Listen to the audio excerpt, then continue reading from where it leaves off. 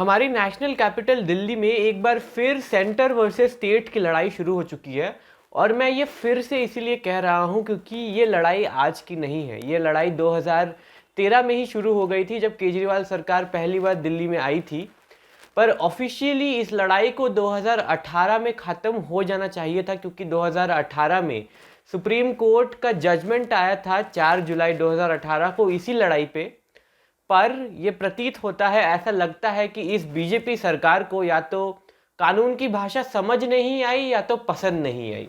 15 मार्च को सेंटर ने लोकसभा में एक बिल टेबल किया जिसका नाम है the government of national capital territory of Delhi amendment bill 2021। ये बिल बनाते समय बीजेपी शायद ये भूल गई कि दिल्ली में एक लेजिस्लेटिव असेंबली है, एक सरकार है, एक चीफ मिनिस्टर है, और दिल्ली के एलजी यानी लेफ्टिनेंट गवर्नर को ही पूरी दिल्ली का गवर्नमेंट घोषित कर दिया गया। जी हाँ, बिल्कुल एक इंसान लेफ्टिनेंट गवर्नर को दिल्ली का गवर्नमेंट घोषित कर दिया गया है इस बिल में। सुन के हैरानी होती है कि एक इंसान पूरा गवर्नमेंट कैसे हो सकता है। चीफ मिनिस्टर का क्या हुआ, काउंसिल ऑफ मिनिस्टर्स का क्या हुआ, या फिर उन सारे मिनिस्टर्स का क्या हुआ जिन्हें अभी हाल ही में जनता ने चुनकर दिल्ली लेजिस्लेटिव असेंबली में भेजा था। मजे की बात यह भी है कि इस बिल के statement of objects and reasons में ये लिखा गया है, अमित शाह साहब ने ये लिखा है कि वो जो 2018 वाला सुप्रीम कोर्ट का जजमेंट था उसको इफेक्ट देने के लिए ये अमेंडमेंट की जा रही है, ये बिल लाया जा रहा है। पर इस बिल का जो सब्सटेंस है वो पूरी तरह से उस जजमेंट को नलिफाई कर रहा है। कैसे, ये मैं वीडियो में आगे बताऊंगा। पर यार मोदी जी, हिपोक्रेसी की भी सीमा होती है।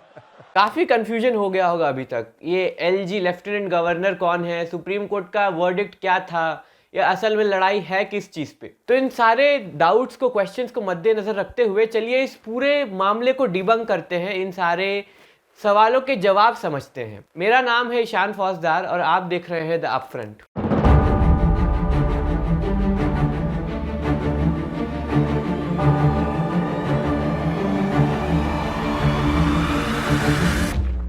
बचपन से जीके में या फिर ज्योग्राफी में हमें ये पढ़ाया जाता है कि दिल्ली जो है वो एक यूनियन टेरिटरी है, और जनरल सेंस में ये कहना ठीक भी है। लेकिन अगर हम लीगैलिटी पे जाए तो ये मामला इतना सीधा रहता नहीं है। भारत में लीगल तौर पर 3 टेरिटरीज हैं: normal state, union territory without legislature और यूनियन टेरिटरी विथ लेजिस्लेचर। अभी एक रीसेंट एग्जाम्पल इसका बहुत अच्छा है जम्मू एंड कश्मीर का। जम्मू एंड कश्मीर को जब यूनियन टेरिटरी बनाया गया तो जम्मू को यूनियन टेरिटरी विथ लेजिस्लेचर बनाया गया और कश्मीर को यूनियन टेरिटरी विदाउट लेजिस्लेचर। एक यूनियन टेरिटरी विथ और विदाउट लेजिस्लेचर में फ़र्क इतना है कि एक यूनियन टेरिटरी विदाउट लेजिस्लेचर में कोई लेजिस्लेटिव असेंबली नहीं होती, कोई चुनी हुई सरकार नहीं होती, इसीलिए उस टेरिटरी का पूरा कंट्रोल प्रेसिडेंट के हाथों में होता है।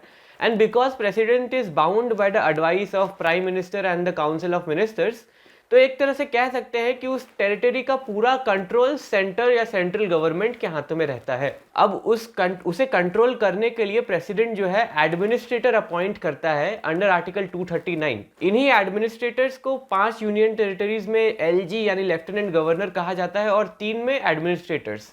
हालांकि और अगर थोड़ा सा लीगल सेंस में बात की जाए तो एलजी और एडमिनिस्ट्रेटर दोनों की पावर थोड़ी अलग है, डिफरेंस है दोनों के पावर्स में। यूनियन टेरिटरी विथ लेजिस्लेचर में एक लेजिस्लेटिव असेंबली होती है जो जनता के द्वारा चुन कर आती है। एक चीफ मिनिस्टर होता है, उसके काउंसिल ऑफ मिनिस्टर्स होते हैं, और जो स्टेट की मैक्सिमम पावर्स होती हैं वो जनता के द्वारा चुने गए गवर्नमेंट को दी जाती है, यानी चीफ मिनिस्टर और उसके काउंसिल ऑफ मिनिस्टर्स को दी जाती है, ना कि सेंटर द्वारा अपॉइंटेड एलजी को। भारत में ऐसे 3 ऐसे यूनियन टेरिटरीज हैं: जम्मू, दिल्ली और पुडुचेरी। दिल्ली एक यूनियन टेरिटरी विथ लेजिस्लेचर है और उसे ये स्पेशल स्टेटस कॉन्स्टिट्यूशन के 69th अमेंडमेंट के बाद मिली। कॉन्स्टिट्यूशन के 69th अमेंडमेंट में 2 आर्टिकल कॉन्स्टिट्यूशन में इंट्रोड्यूस किए गए दिल्ली को स्पेशल स्टेटस देने के लिए, जो थे 239 AA और 239 BB। इन अमेंडमेंट्स को फोर्स में लाने के लिए फिर the government of national capital territory of Delhi act 1991 लाया गया, जिसमें दिल्ली का ये पूरा पावर डिस्ट्रीब्यूशन का सिस्टम लिखा गया। सरल शब्दों में अगर मैं बताऊं तो आर्टिकल 239 AA में ये लिखा हुआ है सबसेक्शन 3 में कि दिल्ली गवर्नमेंट के पास वो सारी पावर्स हैं जो किसी भी नॉर्मल स्टेट गवर्नमेंट के पास होती हैं। स्टेट लिस्ट उन पे भी वैसे ही अप्लाई होता है जैसे नॉर्मल स्टेट गवर्नमेंट्स में होता है, बस दिल्ली सरकार स्टेट लिस्ट के 3 एंट्रीज पे लेजिस्लेट नहीं कर सकती, जो है 1, 2 एंड 18, पब्लिक ऑर्डर, पुलिस और लैंड। अब इसी आर्टिकल 239 AA के सब सेक्शन 4 में ये लिखा है कि जो दिल्ली की काउंसिल ऑफ मिनिस्टर्स होगी वो लेफ्टिनेंट गवर्नर को एड एंड एडवाइस करेगी उसके डिसीजन मेकिंग में। ये एड एंड एडवाइस का मैकेनिज्म एक तरह से एक कम्युनिकेशन का मैकेनिज्म है, communication between the state government of Delhi and the centrals lieutenant governor. Centre और स्टेट के बीच बातचीत करने का एक तरीका है। अब इसी सब सेक्शन 4 के प्रोवाइजो में यह भी लिखा है कि इस बातचीत के दौरान अगर स्टेट गवर्नमेंट और LG के बीच कोई डिसएग्रीमेंट ऑफ ओपिनियंस होते हैं तो LG उस इशू को प्रेसिडेंट तक ले जा सकता है, जिसके बाद प्रेसिडेंट का फाइनल से होगा। इसी सब सेक्शन, ये जो LG को पावर मिली है प्रेसिडेंट के पास ले जाने की बात, इससे the government of national capital territory of Delhi का सेक्शन 44 डिराइव किया गया है, जो कि वीडियो में आगे जाकर बहुत इंपॉर्टेंट होगा। सेंटर और स्टेट की जो लड़ाई है वो अब शुरू होती है। केजरीवाल सरकार के फर्स्ट टर्म इलेक्शन जीतने के बाद ही LG के रोल को लेकर एक लड़ाई शुरू हो गई। जो बीजेपी थी वो LG को यूनियन टेरिटरी का एग्जीक्यूटिव हेड बताने लगी, LG को खूब पावर्स देने लगी, और जो आम आदमी पार्टी थी वो ये कहने लगी कि चीफ मिनिस्टर जो है वो स्टेट का असली हेड है। लेकिन इस लड़ाई का कोर्स था ये सवाल, क्या स्टेट गवर्नमेंट को हर डिसीजन लेने के लिए LG के कॉन्करेंस की ज़रूरत है, और क्या LG स्टेट गवर्नमेंट के हर डिसीजन में इंटरफेयर कर सकता है, हर डिसीजन को प्रेसिडेंट के पास ले जा सकता है।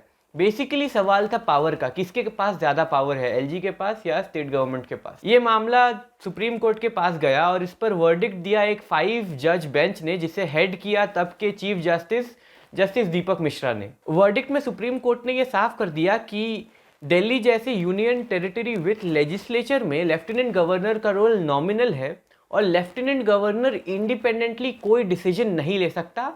He is bound by the aid and advice of the Council of Ministers of the state government or the President। साथ ही साफ शब्दों में ये भी लिख दिया गया कि स्टेट गवर्नमेंट को हर डिसीजन में लेफ्टिनेंट गवर्नर के कॉन्करेंस की कोई जरूरत नहीं है। जस्टिस अशोक भूषण ने ये साफ शब्दों में लिख दिया, and I quote from the judgment, for the executive decisions taken by the council of ministers of the state government, the constitutional scheme does not suggest that the decisions by the council of ministers require any concurrence of the lieutenant governor। यानी साफ शब्दों में ये कह दिया कि lieutenant governor के सहमति की जरूरत नहीं है स्टेट गवर्नमेंट के हर डिसीजन में। जजमेंट में साफ शब्दों में ये भी लिख दिया गया कि लेफ्टिनेंट गवर्नर स्टेट गवर्नमेंट के हर डिसीजन में इंटरफेयर नहीं कर सकता, साथ ही साथ हर डिफरेंस ऑफ ओपिनियन को प्रेसिडेंट के पास नहीं ले जा सकता। प्रेसिडेंट के पास मामला एक्सेप्शन के तौर पर ले जाना चाहिए, ऐसा कोर्ट ने कहा, और तब ले जाना चाहिए जब डिसएग्रीमेंट बिल्कुल मेजर हो और डिसएग्रीमेंट में एक रैशनल हो और एक ऐसा डिसएग्रीमेंट हो जिसे स्टेट गवर्नमेंट और लेफ्टिनेंट गवर्नर के बीच सॉल्व ना किया जा सके। 15 मार्च को BJP the government of national capital territory of Delhi amendment bill लेकर आई, और ये बिल जो है वो पुराने 1999 the government of national territory Delhi वाले एक्ट को अमेंड कर रहा है। ये बिल जो है उस एक्ट के 4 सेक्शंस को अमेंड कर रहा है, सेक्शन 21, 24, 33 और 44। और हमारे लिए इम्पॉर्टेंट है बात करना सेक्शन 21 और सेक्शन 44 के बारे में। सेक्शन 21 में ये बिल जो है गवर्नमेंट ऑफ दिल्ली का डेफिनेशन LG करना चाहता है। बड़े बड़े सीधे शब्दों में अगर ये बिल पास हो गया तो गवर्नमेंट ऑफ दिल्ली का मतलब हो जाएगा lieutenant governor of Delhi, period. Chief minister, council of minister सब कहाँ गए किसी को नहीं पता। सेक्शन 44 को अमेंड करके लेफ्टिनेंट गवर्नर के ओपिनियन को सुप्रीम और मैंडेटरी किया जा रहा है। इसका सीधा सीधा मतलब यही है कि अगर ये बिल पास हुआ तो स्टेट गवर्नमेंट को अपने हर डिसीजन लेने से पहले उस डिसीजन पे लेफ्टिनेंट गवर्नर का क्या ओपिनियन है ये लेना पड़ेगा। ये जो अमेंडमेंट प्रपोज किया जा रहा है बीजेपी के द्वारा, ये कई लेवल्स में गलत है। पहले तो ये सुप्रीम कोर्ट के डिसीजन का वायलेशन है और दूसरा ये भारत के फेडरल स्ट्रक्चर का वायलेशन है, और मैं बताऊंगा कैसे। हमारे सुप्रीम कोर्ट ने 2018 के जजमेंट में ये ऑब्जर्व किया था, जैसा कि मैंने आपको बताया, कि LG इंडिपेंडेंट नहीं है। LG का जो डिसीजन होगा वो बाउंड होगा aid and advice of the council of ministers of the state government से या फिर द प्रेसिडेंट से। लेकिन ये जो अमेंडमेंट है ये इस जजमेंट का, इस ऑब्जर्वेशन का बिल्कुल उल्टा काम कर रहा है। ये अमेंडमेंट कह रहा है कि अब स्टेट गवर्नमेंट को अपना हर डिसीजन लेने से पहले एलजी से पूछना होगा, एलजी की एडवाइस लेनी होगी। यानी स्टेट गवर्नमेंट जो है वो एलजी के सबऑर्डिनेट हो गया, एलजी जो है वो स्टेट गवर्नमेंट के सबऑर्डिनेट नहीं हुआ। स्टेट गवर्नमेंट की फाइल्स अब एलजी से होके जाएंगी, जो कि स्टेट गवर्नमेंट को एलजी के नीचे करने का एक तरीका है। और ये जो मूव है ये सुप्रीम कोर्ट के ऑब्जर्वेशन का, जजमेंट का सीधा सीधा वायलेशन है। दूसरे तौर पर हमारे सुप्रीम कोर्ट ने ये ऑब्जर्व किया था और हमारे चीफ जस्टिस ने ये ऑब्जर्व किया था कि LG is at best the administrator of the union territory and not the executive head of that territory. LG union territory का एग्जीक्यूटिव हेड नहीं है, एट बेस्ट उसका एडमिनिस्ट्रेटर है। और ये कॉन्स्टिट्यूशन में भी लिखा हुआ है आर्टिकल 239 में। ये अमेंडमेंट एलजी को गवर्नमेंट का दर्जा दे रहा है, एक इंसान को गवर्नमेंट का दर्जा दे रहा है सेक्शन 21 के अमेंडमेंट में। और ये एक इंसान को गवर्नमेंट डिक्लेयर कर देना, ये फेडरलिज्म का तो वायलेशन है ही, लेकिन सुप्रीम कोर्ट के डिसीजन का भी वायलेशन है। फाइनली जस्टिस चंद्रचूड़ ने ऑब्जर्व किया था कि in a democratic form of government the real power must subsist in the elected arms of the state.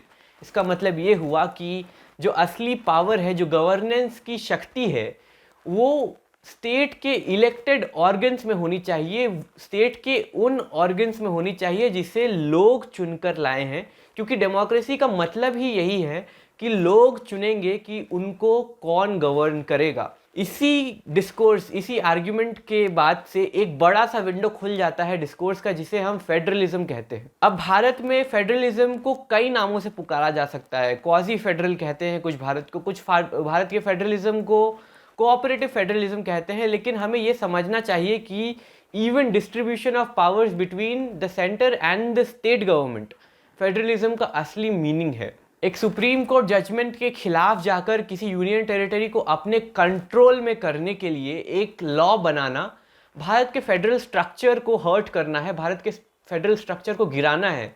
और हमारा फेडरलिज्म, हमारा फेडरल स्ट्रक्चर हमारे कॉन्स्टिट्यूशन के बेसिक स्ट्रक्चर का पार्ट है, जिसे हर्ट करना बिल्कुल सीधे सीधे अनकॉन्स्टिट्यूशनल है। ये जो अभी अमेंडमेंट लाया गया है बीजेपी के द्वारा, बीजेपी के डेस्परेशन को साफ तौर पर दर्शा रहा है। बीजेपी बुरी तरह से दिल्ली के स्टेट इलेक्शंस में हारी अभी, और ये जो अमेंडमेंट है ये बीजेपी का एक डेस्परेट मूव है, एक यूनियन टेरिटरी को अपने कंट्रोल में करना, नेशनल कैपिटल को अपने कंट्रोल में करना, जिसे वो डेमोक्रेटिक प्रोसेसेस से नहीं जीत पाई। अगर आपको ये वीडियो पसंद आया, अगर आपको हमारा काम पसंद आ रहा है, तो प्लीज़ इस वीडियो को लाइक करें और हमारी और सारी वीडियोस को भी देखें, उन्हें लाइक करें। हमारे यूट्यूब चैनल को ज़रूर सब्सक्राइब करें और उस बेल आइकन को ज़रूर दबा दें ताकि आपको रेगुलर अपडेट्स मिलती रहें जब भी हम कोई नया वीडियो निकालें। धन्यवाद दोस्तों।